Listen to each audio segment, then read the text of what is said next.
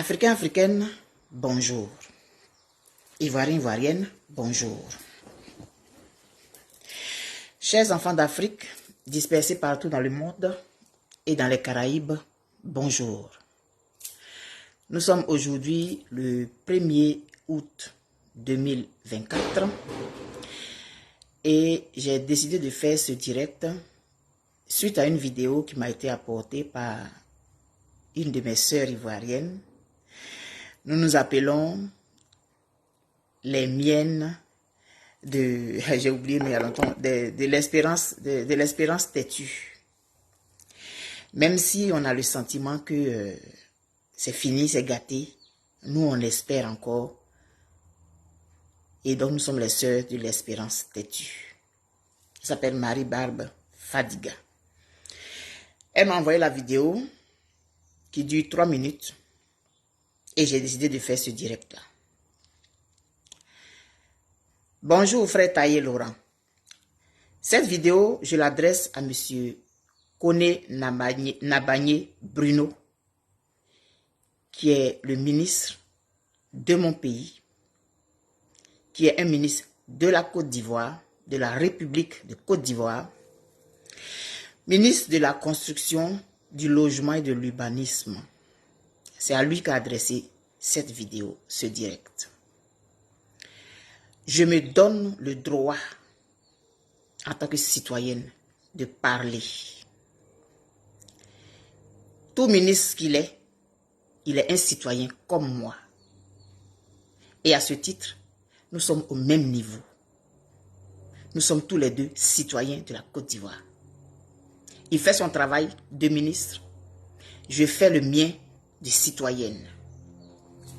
Le décor est planté, vous avez donc compris de quoi je vais parler. L'actualité honteuse de mon pays, la Côte d'Ivoire.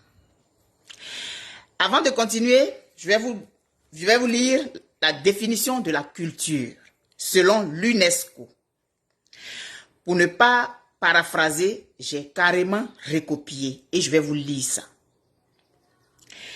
La culture, dans son sens le plus large, est considérée comme l'ensemble des traits distinctifs, spirituels et matériels, intellectuels et affectifs qui caractérisent une société ou un groupe social.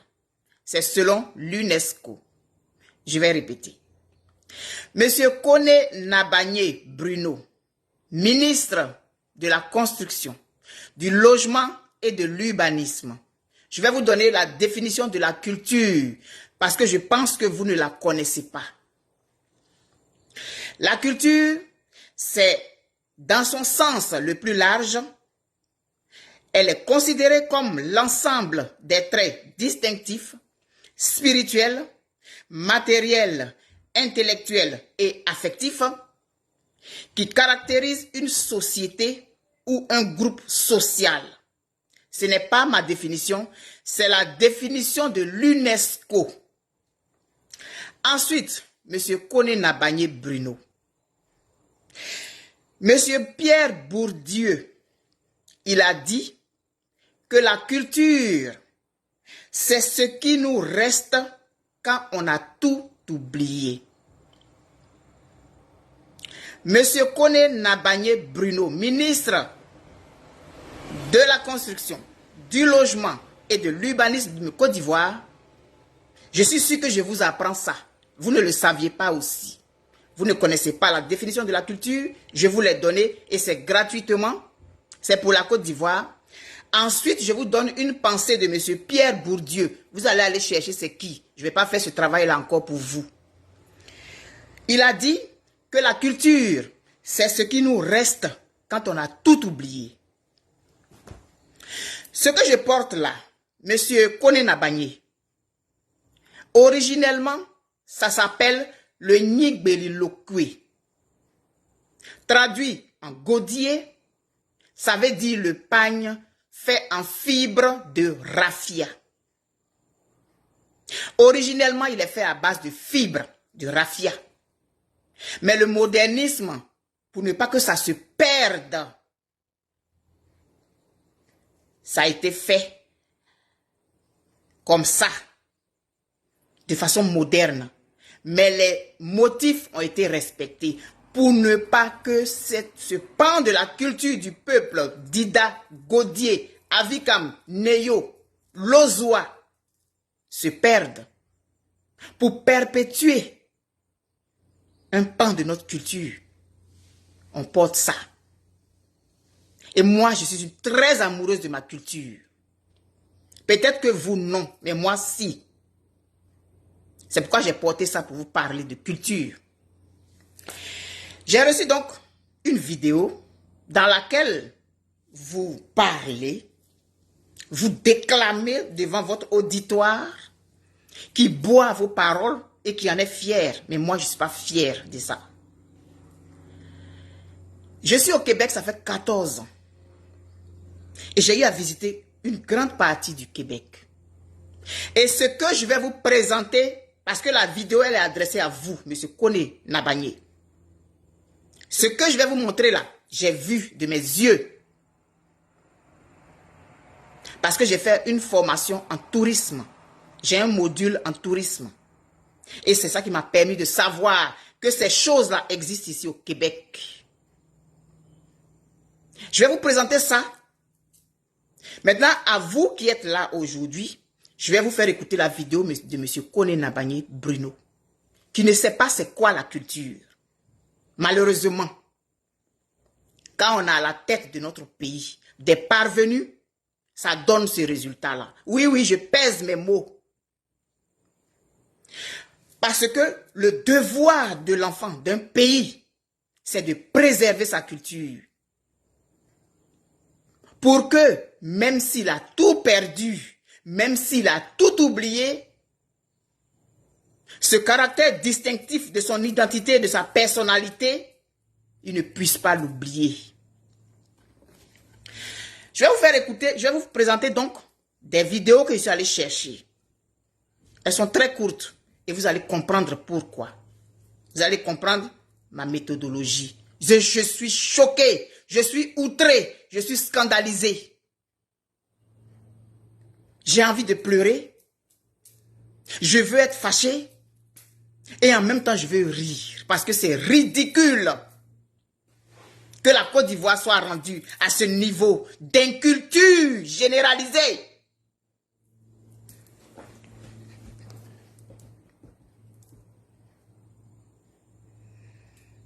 Ce sont des vidéos très courtes. Donc, je vous invite à voyager avec moi.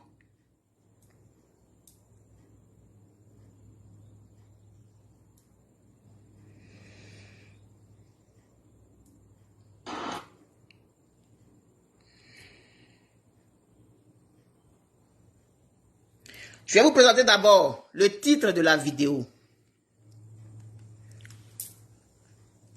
Est-ce que vous pouvez lire? À la découverte du vieux Montréal. C'est une vidéo qui n'est pas très longue. À la découverte du vieux Montréal. Ce qui veut dire que il y a le nouveau Montréal. Et il y a le vieux Montréal. Je suis venu ici, j'ai découvert des choses incroyables. Les Blancs qu'on copie aveuglément et stupidement là. Ils préservent leur passé. Ils en sont fiers. Et ils le montrent à tous. Et les gens viennent de partout. Ils payent pour voir ça. Ils ne cassent pas. Monsieur Koné Nabagné Bruno. Les Blancs là. Quand vous arrivez à Montréal, il y a le nouveau Montréal. C'est les gratte-ciel, c'est les quoi-quoi. Mais eux, ils ont toujours vécu dans des maisons construites en briques et tout. Mais il y a quand même le vieux Montréal dont ils sont fiers.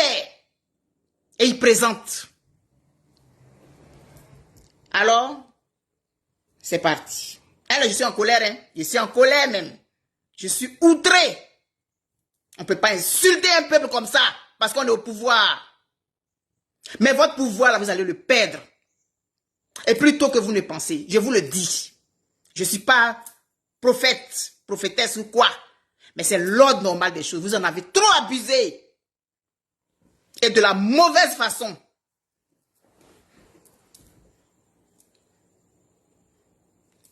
Écoutez. Mais là, rapprochez-vous. Soyez pas timide, voyons. Venez tout près. C'est extrêmement important d'être tout près de moi pour venir visiter le merveilleux quartier historique du Vieux-Montréal. Comme vous pouvez voir, je suis au métro.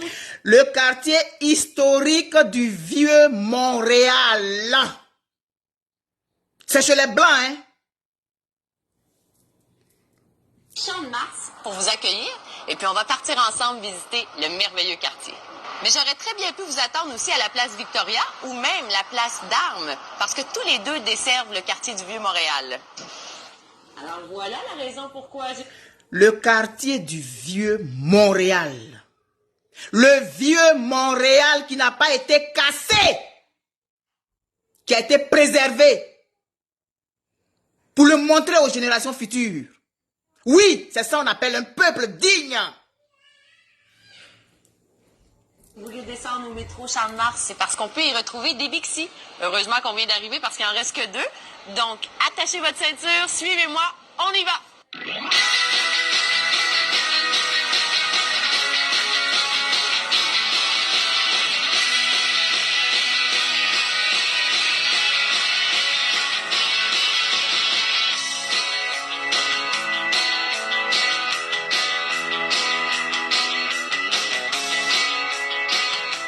Maintenant, nous sommes rendus sur la rue Saint-Paul. La rue Saint-Paul est magnifique l'été. Période estivale, il y a des marchés extérieurs avec des produits du terroir. Et si vous observez, le marché Bon Secours, c'est un lieu... Les produits du terroir. Ça veut dire quoi les produits du terroir, Monsieur Kone Nabanye, ministre de Côte d'Ivoire? Vous savez ce que ça veut dire les produits du terroir? Quand on va visiter le vieux Montréal, on va manger dans des endroits comme leurs ancêtres mangeaient. Les recettes d'avant, là, c'est ça on vend aux gens dans le vieux Montréal. Les recettes du terroir. Vous savez ce que ça veut dire, le terroir? Vous connaissez le mot là? Allez le chercher dans le dictionnaire. Puisque je ne sais pas si j'ai le droit de présenter cette vidéo, je vais arrêter. Et puis je vais aller à autre chose. Là, c'était le vieux Montréal hein, que je vous ai présenté, monsieur Kone Nabanye.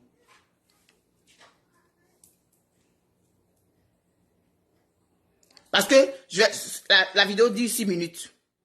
Si vous voulez, au besoin, je peux mettre tous les liens pour que vous allez voir comment les gens sont fiers de leur passé.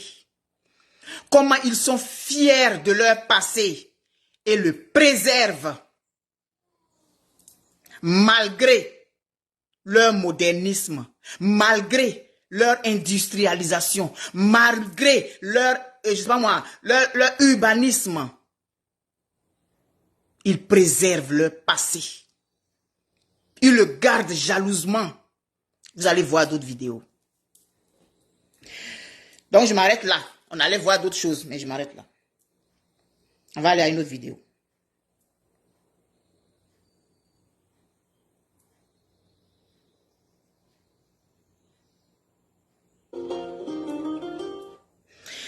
Là, c'est la Nouvelle-France qu'on est allé visiter quand j'étais en tourisme. Quand ils sont venus ici, quand ils se sont installés ici, ils avaient leur manière de vivre. Et ils ont donné des noms, puisque c'était les Français qui étaient du côté Québec. Donc, ils ont essayé de reproduire ce qu'ils ont laissé en France. Ils ont reproduit ça. Et ils vivaient comme ça. Mais aujourd'hui, ils se sont modernisés. Mais ils ont recréé ça de toutes pièces. Et ils appellent ça la Nouvelle-France. Et on paye pour aller voir. Oui, on paye pour aller voir monsieur Kone Nabanye, Bruno. Leur culture là, leur passé là, leur passage, ils le préservent. Parce qu'ils connaissent la définition de la culture. Et pour ne pas faire comme ce que monsieur Pierre Bourdieu a dit, pour ne pas avoir l'impression d'avoir tout oublié, ils conservent un pan de leur culture.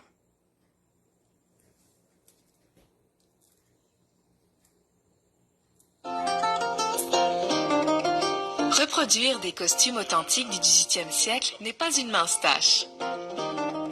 Mais pour l'historien Samuel Vénière, c'est devenu un véritable passe-temps. Les costumes, pour moi, c'est un... Je ne sais pas si vous allez pouvoir lire. Le titre de la vidéo, c'est « Faire revivre la Nouvelle-France grâce aux costumes d'époque ». Faire revivre la Nouvelle-France grâce aux costumes d'époque. Quand tu marches dans les rues, là, tu ne vois plus les grosses robes là d'avant, là. On ne les voit pas dans les rues. Parce qu'ils se sont adaptés. Mais ce côté de leur histoire, ils le préservent. Monsieur Koné Nabagné Bruno, ministre de Côte d'Ivoire.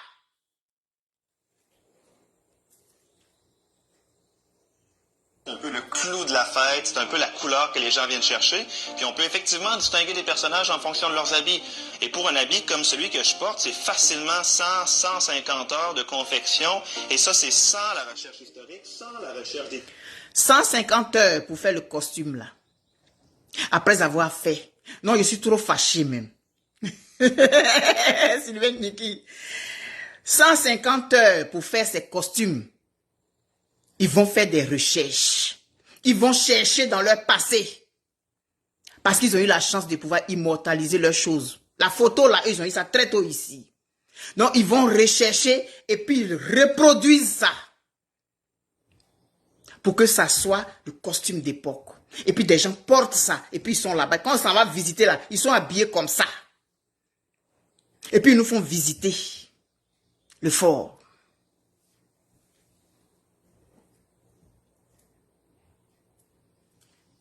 Des tissus. Des centaines de costumes sont confectionnés et réparés ici, dans l'atelier des Fêtes de la Nouvelle-France. Le stock est sans cesse renouvelé. Les couturières sont toujours à l'œuvre pour produire du nouveau matériel d'année en année. Il y a beaucoup de bénévoles également qui s'impliquent dans la fête, qui ont besoin d'être costumés, qui n'ont pas nécessairement ça à la maison, ou le temps, ou même les moyens d'en faire un. Les habits étaient très variés à l'époque. C'était surtout la qualité des tissus qui définissait le rang social des habitants. Vous me regardez moi, évidemment, je suis pas un paysan, je suis habillé avec de la soie, donc je suis habillé vraiment pour aller en ville. Je suis quelqu'un, un homme de qualité, un gentilhomme.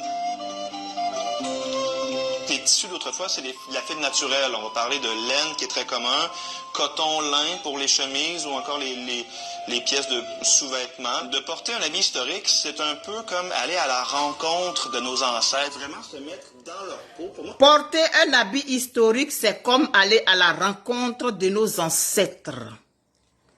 Maintenant, je ne sais pas si vous comprenez, parce qu'avec l'accent, si vous n'êtes pas habitué, si votre oreille n'est pas habituée à leur façon de parler, peut-être que vous ne comprenez pas ce qu'ils disent. Mettre le costume d'époque, c'est comme aller à la rencontre de nos ancêtres qui ont existé et qui doivent continuer à vivre parce que ce sont eux qui nous ont portés, parce que ce sont eux grâce à qui nous sommes sur terre. On leur doit un minimum de respect pour la mémoire de notre culture que nous ne voulons pas oublier.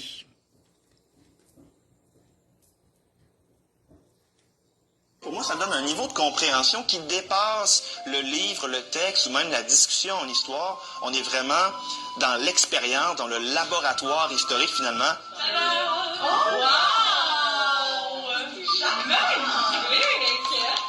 Paysans, bourgeois et nobles s'empareront du Vieux-Québec jusqu'au 7 août pour cette 25e édition des Fêtes de la Nouvelle-France.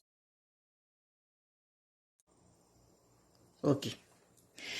Et ce que vous avez vu là, c'est un reportage qui a été fait par la télévision nationale pour dire comment c'est important. Les maisons ont été cassées avec les pagnes et les bijoux à l'intérieur. Mais c'est normal. Ce sont les gens qui sont incultes qui peuvent se comporter comme ça. La culture est ce qui doit nous rester quand on a tout oublié. Ça, c'était la Nouvelle-France. Gatineau, où j'ai vécu aussi pendant des années.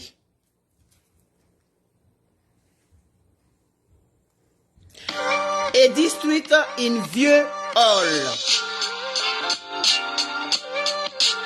C'est dans une autre ville, hein?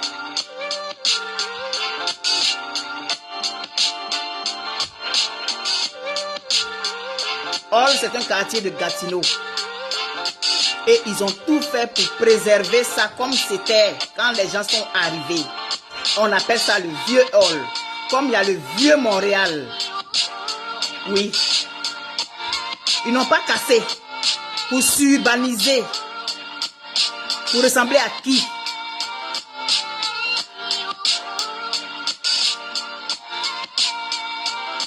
Quand ils sont arrivés, ils ont construit. C'était comme ça. Et c'est encore comme ça aujourd'hui. Et le quartier s'appelle Vieux Hall. Parce que le quartier, la zone s'appelle Hall. Donc il y a le Vieux Hall qui est là, qu'on préserve, auquel on ne touche pas. Pour le garder tel quel. Je vous ai présenté 3 zones. Montréal, le lac Saint-Jean, le Saguenay-Lac-Saint-Jean, où j'ai vécu. Et là maintenant, Gatineau. Et à Gatineau, il y a le Vieux Hall. On ne casse pas les maisons. On les préserve. Et quand les gens viennent, les touristes viennent, on va leur montrer. Voilà comment nos ancêtres ont vécu. Voilà comment nos ancêtres, dans quoi ils étaient. Voilà comment. Je suis allé, dans le mois de décembre, je suis allé à en Nouvelle-Écosse. Je suis allé visiter les vieux forts. Ils ont tout gardé. Comment les soldats dormaient jusqu'à présent. On paye pour aller regarder. Parce qu'ils ont compris. Parce qu'ils ne sont pas incultes.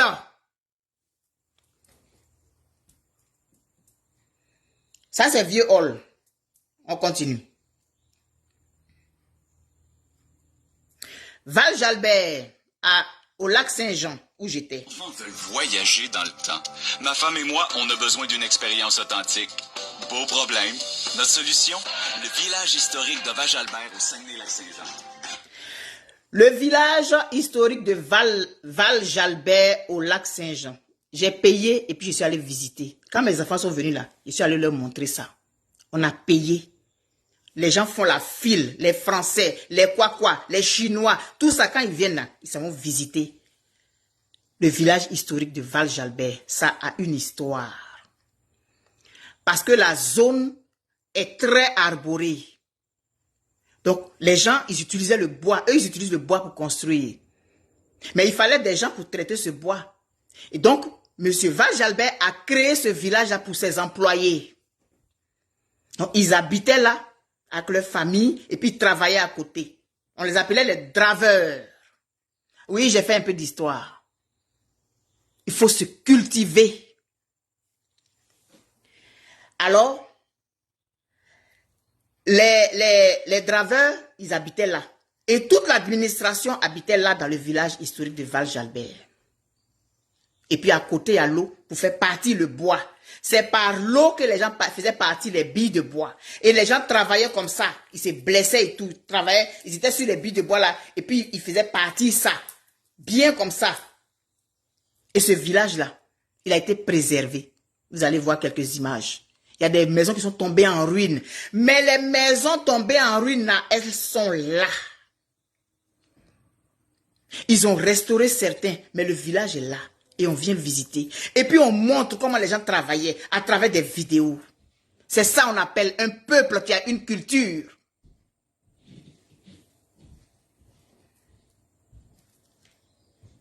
Visitez le village historique. Tout ce que je vous montre, j'ai vu ça de mes yeux, mais je vous montre ça dans les vidéos.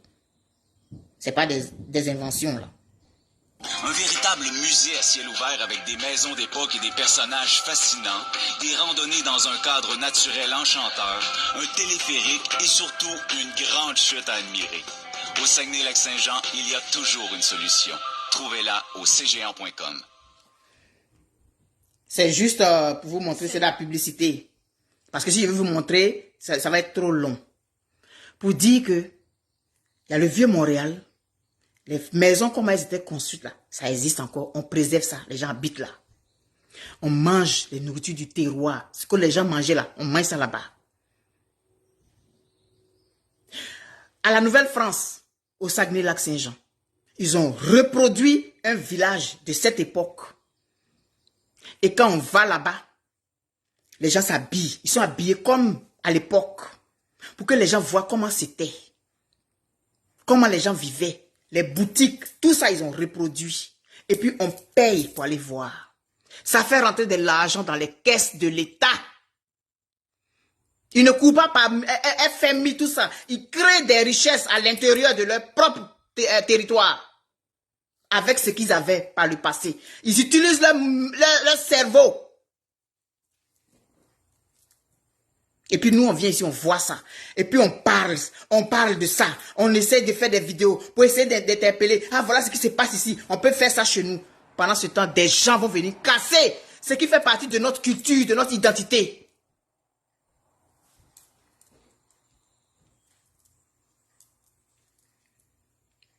Cette année. Je vous ai montré Montréal. Je vous ai montré la Nouvelle-France. Je vous ai montré le Vieux Hall. Je vous ai montré la nouvelle Val-Jalbert. Maintenant,